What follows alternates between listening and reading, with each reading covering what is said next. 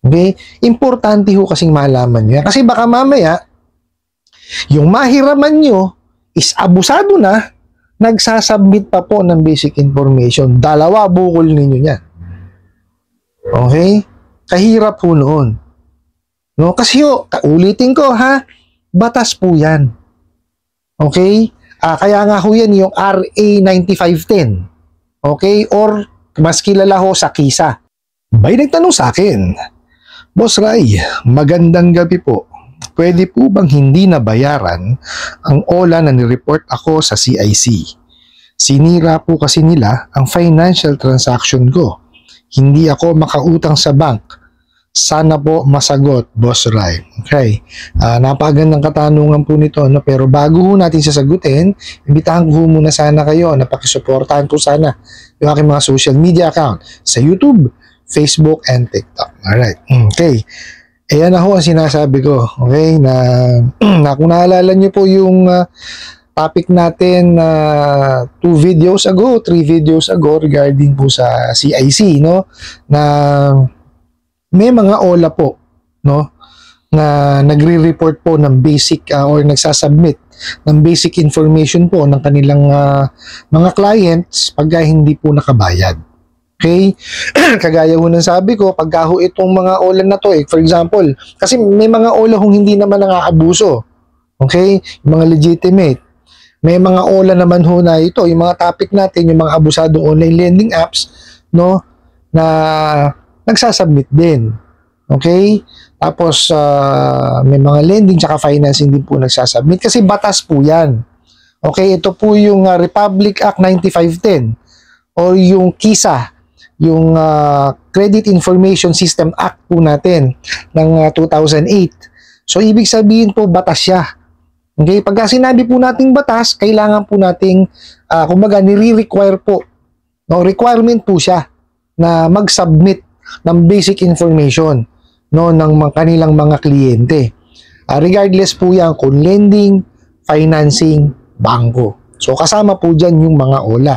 Okay? Kaya lang po, sa ngayon kasi, hindi pa siya nire-require lahat. Okay? So, sa ngayon, may mangilan-ngilan po na mga bangko, na mga lending at financing. Okay? Ngayon po, kung natapat po kasi kayo, no, sa OLA, na submitting entity na at accessing entity pa, medyo mahirap po yan. Lalo kung hindi ko tayo nakabayad. Okay? Ngayon, ganito yan. Dalawang klase ho yan. Kung yun hong OLA po ninyo, yung matinong OLA, may mga matitinong OLA no? At hindi kayo nakahulog, mari-report po talaga kayo or masasubmit po yung inyong basic information sa CIC. No? Kasi po, batas nga po yan, kailangan po nila mag-submit. Okay? Para po, yung iba pong mga lending, financing, at even po yung mga bangko, makita po yung creditworthiness ninyo.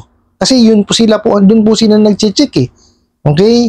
Ngayon naman po, kung itong OLA po ninyo is abusado at submitting entity at accessing entity rin, double bukol nyo ngayon yan. Biruhin nyo, naharas na kayo, na-submit pa po yung basic information ninyo sa mga, sa CIC. Okay? Yun po ang masakit. Kasi hindi ho nakalagay dito kung yan yung OLA ninyo, bugok o hindi. Okay? Tapos, ang tanong po ninyo kung pwede na bang hindi bayaran kasi po ni-report daw kayo. Ang ano nyo nga ho dito is sinira nila yung financial transaction. Hindi ho sila ang sumira ng financial transaction. Hindi ko maintindihan yung financial transaction o siguro yung credit history ninyo. Actually ho, hindi naman ho sila ang sumira ng credit history ninyo. Okay? Not unless kung yan po is abusadong online lending apps. Okay, ibig sabihin nangaharas, no? Tsaka nananakot, no? Kung yun po is syempre, kalimitan naman ho ng mga ng mga tao pagka hinaras ka, nilapastangan ng pagkatao mo, well definitely talagang tatabangan ka magbayad. Pero kung yan naman po is kumbaga hindi naman kayo hinaras, siningil naman kayo ng maayos, no? At ni-report kayo, well, legitimate po yung pagkaka-report sa inyo kasi nga ho, batas yan eh. Di po ba? So, hindi ho actually yung OLA na yun ang naging dahilan kung bakit kayo na-submit. No, na-submit yung basic information ninyo sa CIC. Okay? Kasi ho, meron ho kayong hindi nabayaran. Yun ho ang masakit kasi dun eh. No, kagaya yung sinabi ko kanina, kung yan ho ay matinong OLA at hindi nyo nabayaran, masasubmit ho talaga yung basic information po ninyo. Ang masakit po nito, kung yung OLA po ninyo is nangaharas na at submitting entity pa, doble bukol ho natin dyan. Biruin nyo, naharas na kayo, na inasubmit pa po yung inyong basic credit data sa CIC. Hindi po ba? Yun ho ang masakit kasi doon. Pero kasi nga, kagaya sinabi ko kanina ulit, no? Hindi nyo ho kasi nasabi dito kung yung OLA nyo ho ba ay abusado o hindi. Okay?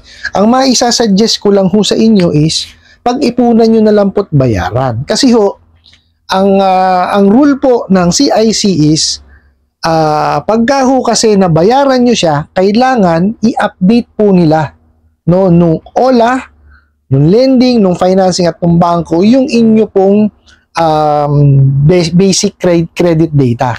So for example, nagbayad kayo ngayon, may certain cut-off po sila no, na kailangan masubmit nung inutangan ninyo na bayad na kayo para ma-update po no, yung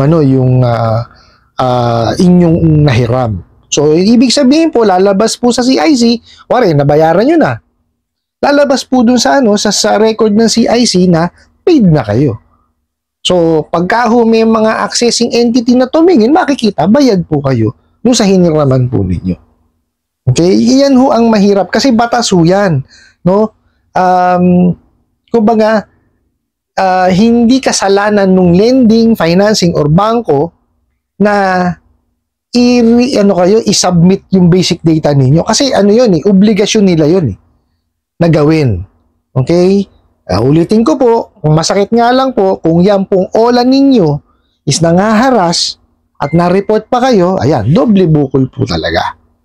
Okay? Kaya nga po ako, ang suggestion ko po sa inyo is, lagi na huwag nyo hong tangkilikin yung mga abusadong online lending apps na yan. Okay? Para malaman nyo po, no, kung ano-ano yung mga abusadong online lending apps na yan, i-check nyo po muna yung kanilang mga reviews. Okay? Kasi for example, nangangailangan kayo ng pera. Okay? Nakakita kayo ng apps, kinlik nyo sa Play Store, Google Store, App Store, o kung ano mang store na yan. Click nyo po. Basahin nyo po muna yung mga reviews. Okay? May mga review 1 star, 2 star, 3 star, 4 star, hanggang 5 star po yan. Basahin nyo yung lahat. Pagka yan, may nakita kayong may involvement na harassment, no, mataas ang interest, mataas ang processing fee, huwag nyo na hong ituloy. Definitely, abusado ho yan. Kasi naglagay na nga ho ng review yung mga naka-experience sa kanila eh. So, huwag nyo na hong ituloy. Kasi mapapahamak lang ho kayo. No? Tapos, isa pang gagawin po ninyo, pagka kayo manghihiram, i-check nyo po yung lending, financing, bangko, or even yung mga OLA, kung sila po ay submitting entity ng CIC. Okay? Yung link po is nandyan po sa aking description box, sa aking YouTube channel. I-click nyo po lang yan. Makikita nyo po dyan yung mga listahan no, ng mga lending, financing, at bangko no, na submitting entity or accessing entity. Okay? Importante ho kasing malaman nyo yan. Kasi baka mamaya, yung mahiraman nyo is abusado na, nagsasubmit pa po ng basic information. Dalawa bukol ninyo yan. Okay? Kahirap po noon. No? Kasi ulitin ko ha, batas po yan. Okay?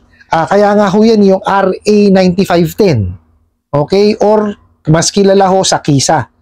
Yung Credit Information System Act of the Philippines. So, batas siya. Ginawa ho siyang batas. Pirmado ho ng mga senador at kongresista yan. At pinirmahan ho ng ating presidente. No? So, ibig sabihin, required po sila na mag-submit talaga ng inyong basic data. So, ang masakit lang dyan, kung yan abusado nga, kung yan nangaharas, no? Yun ho ang masakit, doble bukol, no? Ngayon, kung tinatanong niyo ako kung pwede nang hindi bayaran, well, pag hindi niyo kasi binayaran yan, hindi ho ma-update yung record po ninyo. Kayo lang din ho ang maapektuhan. Kaya yung sinasabi nyo, hindi kayo makahiram sa mga bangko. Totoo po yan. Kasi yung mga may access po dyan, no, hindi naman yan tinitignan kung yan abusadong onla o hindi. Basta ho, nakita po nila yung basic information nyo doon na meron kayong hindi nabayaran na utang, wala na ho tayong magagawa doon. Kung kasama po sa evaluation nila yun. Okay? So, matatag kayo as may hindi nabayaran. So, the probability na hindi kayo pautangin ng bangko, ng lending, ng financing is malaki. Di ho ba? So, yun ho ang mahirap. No? Kasi nga ho ako, sinasabi ko sa inyo, i-build nyo po yung inyong credit standing. Kasi, tingnan nyo ho pag nasanay kayong manghiram na manghiram dyan sa mga abusadong online lending apps na yan, bukod po sa nangaharas, mataas ang processing fee, mataas ang interest rate. Pag hindi ho kayo nakabayad, marireport kayo. Ayan. Talagang puro bukol ho aabuti. Napakasakit ho nun, biruin nyo.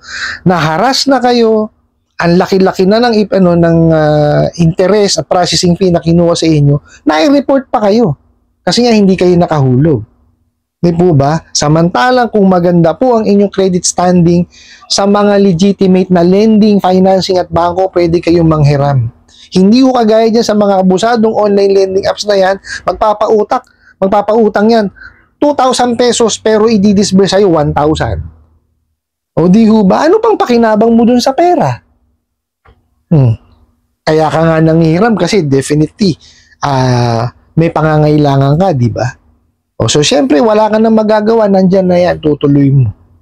Kasi, itong mga to, kahit isoli mo, sisingilin ka pa rin, mga bugok nga yan, kaya nga mga abusadong online lending apps. Di po ba? Yun ho ang mahirap dyan sa mga yan. No, wala ho tayong kalaban-laban. Kaya nga ho ako, ang suggestion ko o request ko po sa SEC is, before giving a license, i-check muna yung legitimacy nitong mga abusadong online lending apps na to. Alamin kung meron talaga silang opisina. O di ho ba? Alamin kung talagang yung nasusunod yung ceiling on interest rate. Di ho ba? Kasama ba sa nila yun? Sa policies nila? Importante ho kasi yun. No? Kasi ang mahirap po, nabibigyan ng lisensya, no, at saka authority to operate yung mga lending, financing at mga yan, kaya OLA, di po ba? Nang hindi ho nalalaman kung doon talaga nag-uupisina, no? Tsaka tama ba yung pinapatupad na na interest rate, no? Yun ho ang mahirap kasi. No, so although meron hong departamento na na naka-focus lang po diyan sa mga mga online lending, no? Kaya lang ho, sabi nga sa inyo, sa dami ho ng mga complaints ay wala, talagang nahihirapan ho sila. Kaya ako ho, uulitin ko, pag-ipunan, tsaka ho bayaran. Ngayon, i-review nyo maigi yung mga reviews sa kanila. Okay, at maaari po, i-build nyo po yung inyong credit standing. Kasi, pag na-build nyo po yung credit standing po ninyo, hindi ho kayo mangungutang dyan sa mga OLA na yan, yung mga abusado na yan. No? Manghihiram kayo siyempre sa bangko. Kasi sa bangko ho, bukod sa malaki na mahihiram ninyo, equal po ang amortization. Okay, matatansya nyo sa sarili nyo. For example, na-approve kayo 50,000. O, let's say 2 years, 3 years. O, ang amortization po nyo, kung 3,000 yun. Buwan-buwan, hanggang sa matapos mo yung termino. Hindi kagaya dito sa mga bugok na online lending apps na yan, o sasabihin niya, 90 days. Pero kailangan sa ikapitong araw, 95% ng utang mo, bayad mo na. May siraulo. Di ba? Nililin lang kayo O, di ba? Yan ho, mahirap dyan. Kasi nga, ang mahirap, hindi ho nyo napangalagaan yung inyong credit standing. Di ho ba? So, importante ho kasi yan. Ngayon, yung sa inyo, gaya yung sinasabi po ninyo na Kung tinatanong nyo kung pwede nang hindi bayaran, I suggest bayaran nyo po. Pag-ipunan nyo siya, tsaka nyo siya bayaran. Okay po? Kasi pagka nabayaran nyo yan, obligasyon po nila na i-update yung inyong basic data o yung basic record nyo sa, sa CIC. No? Kasi sila naman ang mape-penalize pag hindi nila ginawa yun. Okay? I-click nyo po yung, yung link dun sa, sa aking description box regarding dyan sa CIC na yan. Nang mabasa nyo po, pati ho yung penalty ng mga lending, financing at bangko na hindi ho susunod dun sa kautusan nung RA 9510. No? Kasi pag meron sila nilabag doon, may particular na penalty yan eh. No? So, alam ko pinakamalaking penalties nasa 1 million po eh. So, kailangan nila talagang pagka nakabayad kayo, kailangan nilang i-update. Hindi po pwedeng hindi nila i-update.